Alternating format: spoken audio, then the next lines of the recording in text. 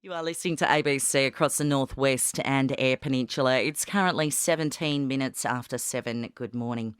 Well, as we've heard in news today, the detectives who are investigating the police shooting of a young man in the remote Aboriginal community of Yuendamu near Alice Springs have now charged an officer with murder. It's big news right around the country. Linda Burney is the federal opposition spokesperson for social services. Good morning to you.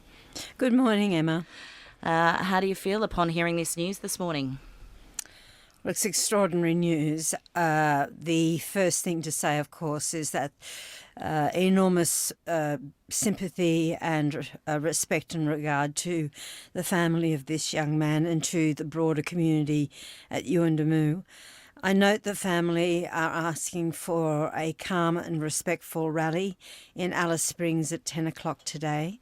And of course, they are calling on, as are many other people across the territory, for a thoroughly independent investigation and a thorough investigation into the circumstances of the death and the circumstances in the community leading up to the death of Kumajay Walker.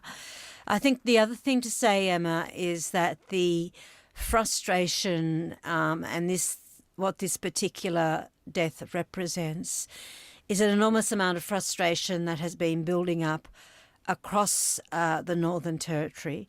We're about to see the government, without any consultation or discussion with the community, introduce the cashless debit card. We are also seeing enormous poverty that has bedeviled remote communities. And I think most Australians listening to us this morning would have an absolute horrible reaction if they could see the lack of clean water, the lack of available secure food, and the abject conditions that many First Nations people find themselves in remote Australia. Linda Burney, this morning we invited you to come onto the show to talk about changes to the liquid assets waiting period and the differences. So this is if you're single with $18,000 in the bank. The government wants you to wait 6 months before you can access income support, which then translates to $36,000 for couples. How do you feel about this and this extension from 3 months up to 6 months? Thanks, Emma. I will make a comment on that. If I could just say one quick thing before that, we would call on the government to not breach any people from Yuendamu that are doing the community development program and are going to the rally in Alice Springs today. I just wanted to make that clear. In relation directly, Emma, to your question, so you are absolutely correct. The liquid assets waiting period at the moment is 13 weeks, and the government wants to extend it to 36 weeks, which makes it 6 months. And the rules are that if you are single with $18,000 in the bank, or if you're a couple with $36,000 in the bank, the government will not allow you to access a social security payment for over 6 months if this legislation is supported.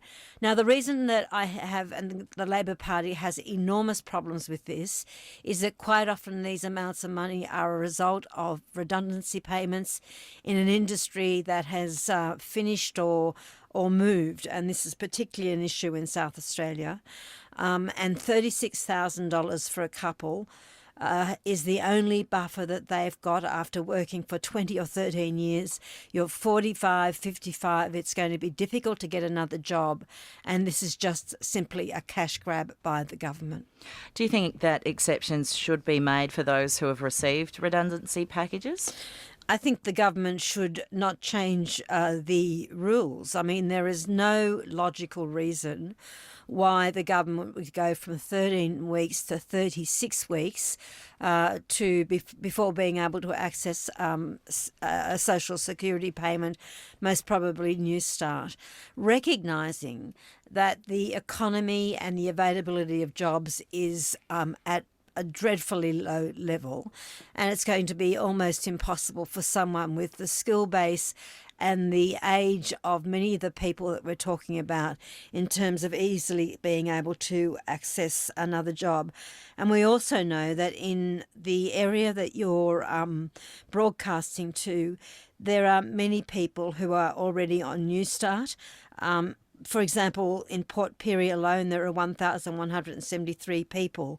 And to, disrespect people that have worked their entire lives, paid taxes, and are facing a very uncertain future is just mean and tricky by this government, in my view. Will this be done in retrospect? So people who are already on Newstart, will they then, say, oh, well, if you've got that amount of money, we're going to cut you off now? That's not my understanding, but it is a very good point to make, Emma. It's something that I will seek clarification on. My understanding is that there is no retrospectivity in relation to this particular measure, and I've just had it confirmed that there is no retrospectivity, as I understand it. It'll be interesting to see what happens. Thank you so much for joining us. Thanks, Emma. If I could just quickly, finally, any words to Northern Territory Police following this arrest of the young officer? Obviously, there is enormous emotions, both within the community, within community organisations. The Chief Minister has personally gone to Yuendamu, and clearly the police would be feeling this as much as anyone else. My call is to support the family, is to make sure that the judicial process is undertaken fairly and properly, and that we respect the views of everyone involved. Thank you so much for your time. Goodbye. Thank you, Linda Burney, the federal opposition spokesperson for social services, joining us from Canberra this morning. It's 24 minutes after 7. Good morning to you. And yes, very sad.